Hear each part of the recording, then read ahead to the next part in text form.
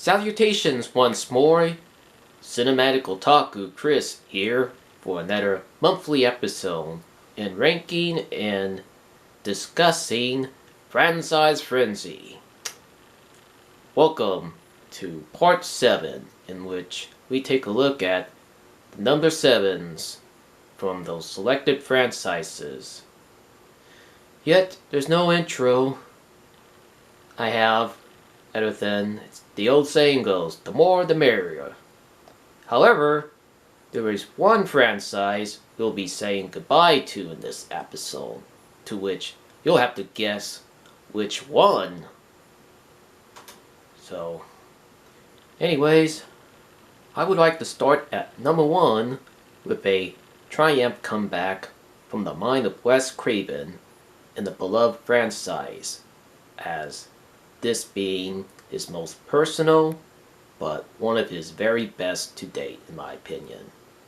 No, it's not from Scream nor The Hills Have Eyes franchises, though.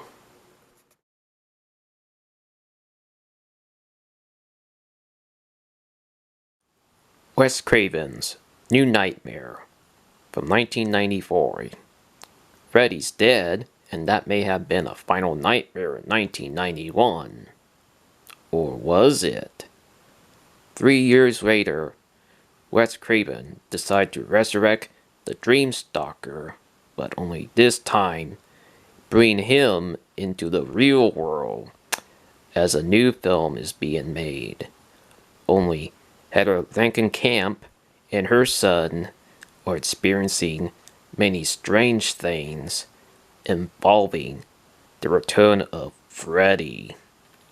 Yes, this sequel goes beyond the previous entries and makes up for 4 through 6 and restores the menacing Freddy we once knew in parts 1 and 2, and his makeup is even more menacing than Freddy's Revenge.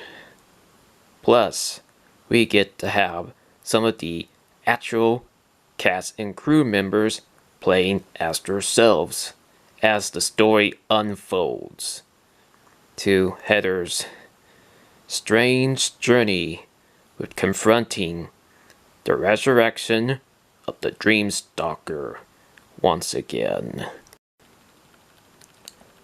Out of all the sequels in the entire franchise, this one remains my personal favorite since I first saw on DVD in high school.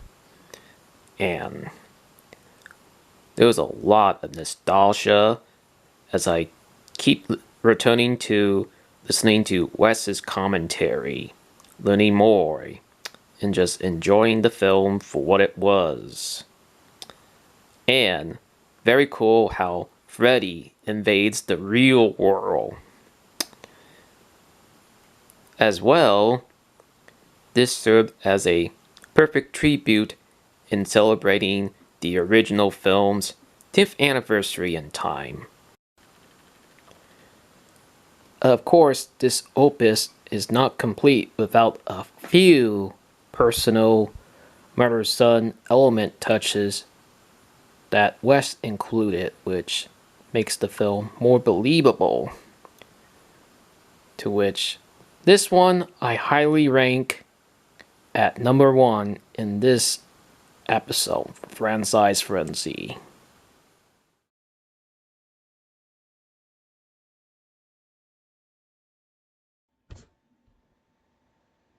Friday the 13th, Part 7, The New Blood, 1988. Last time in Part 6, well, Jason lives, yet he gets defeated and chained all the way to the bottom of the deep lake. And now we're moving to Part 7 as he rises again and terrorizes Camp Crystal Lake until he has met his match with a teenage psychic girl.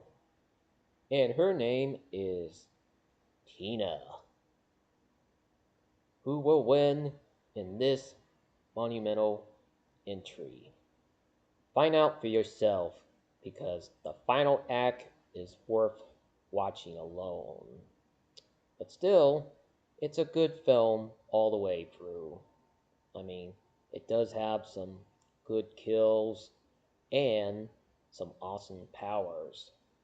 See and scream Jason returning for more carnage.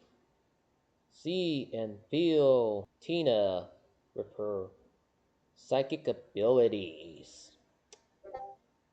This was always my favorite Friday the 13th sequel until I saw part 2. So apparently, The New Blood is second place in ranking the Friday the 13th films in general, personally.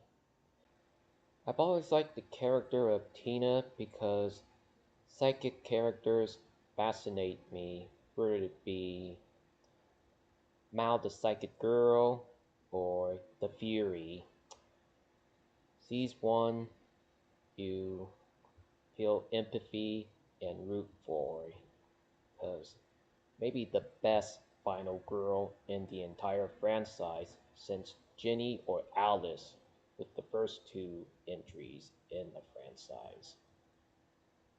Plus, you get the acting debut of Jet Bennett, who went on to do voice acting for animation years later. And this is where I rank The New Blood at second place for this month's episode.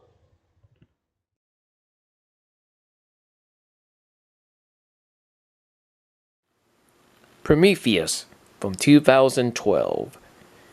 Does anyone recall that scene from Alien where the Nostromo crew encountering that big guy on the abandoned ship while investigating life on the planet before bringing in that xenomorph?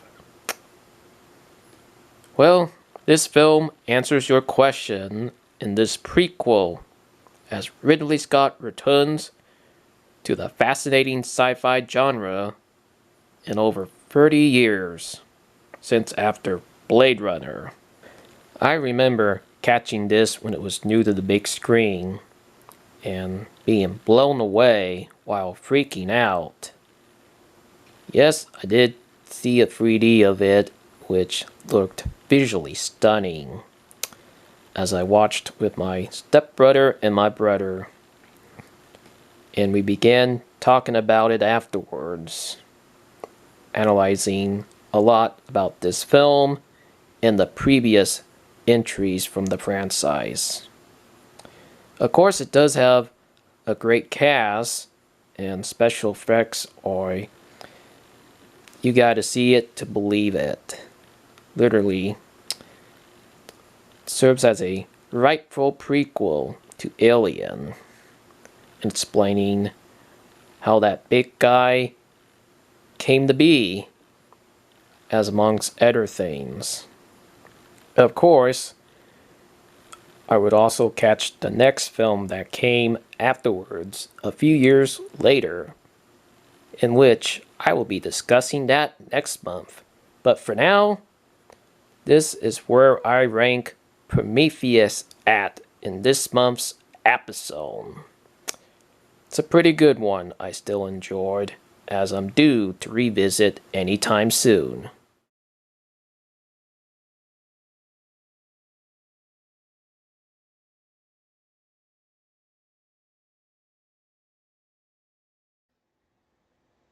Prey from 2022, the latest Predator entry in its franchise, as we travel back in time to the 18th century forest when a girl encounters an alien from outer space as he fights for her survival throughout. Breathtaking and thrilling. Don't like to be a broken record on describing how good the entire Predator franchise is, but this serves as a unique prequel, having a glimpse of where they came from and meeting a true new heroine that's destined to be memorable, even though not made for theaters, but made for streaming on Hulu. I still enjoyed this one pretty much with my father when it was first new and streaming. So I think that's about it to say on Prey. Even though I do know there's another cut that has a dubbing of it, but I will check that out someday. For right now, I rank this at 4th place. Still one of the finer sequels in the franchise of Predator.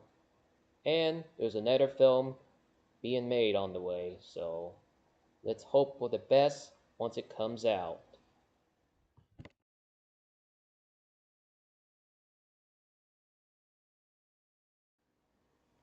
The Howling Seven, New Moon Rising, from 1995, a recent first time viewing. There isn't a whole lot to say on some spots because I know how and where this franchise was going. But of course, I can describe how this story takes place right after the original Nightmare, the Rebirth, and the Freaks, as they're all connected to this particular sequel I'm talking about, which is New Moon Rising. Set in Pioneer Town, half of it, or most of it, doesn't feel like, a Howling film. Don't see much werewolf action, and you get to see some flashbacks from 4 and 5, of course, and particularly, it's not a whole lot to say because it's more on cowboys, and then there's a murder mystery and werewolf mystery going on at the same time, and probably the most tamed of the entire franchise I've seen, in my personal opinion. Not much werewolf action, as I mentioned earlier, not a lot of gore, but we do get a familiar face or two in this film, which you'll have to figure out yourself once you see it, because the twist is a huge surprise, but not huge to be honest, but still, it'll leave you go, oh. And this is where I rank The Howling New Moon Rising at number 5, being last place for this month's episode. Well, that sums up this month's latest episode in ranking for Franchise Frenzy. I do hope you enjoy all what I have to say and rank like usual. Until next time, be on the lookout for part 8 as we'll take a look at number 8 and where they're ranked at.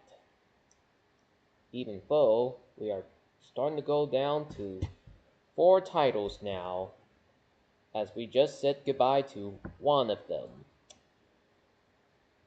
If you enjoyed what you see here, be sure to click that thumbs up, comment below, and subscribe to my channel if you enjoyed everything, including this month's episode on my channel overall. I do wish to thank my good man, Joe the Horror Man, for hosting this ongoing challenge. Your channel still rules. If you're watching this, keep up the great work, mate. Well, Cinematic Otaku Chris signing off for now, and I hope to see you for another new video the next time on my channel. Ciao for now, folks.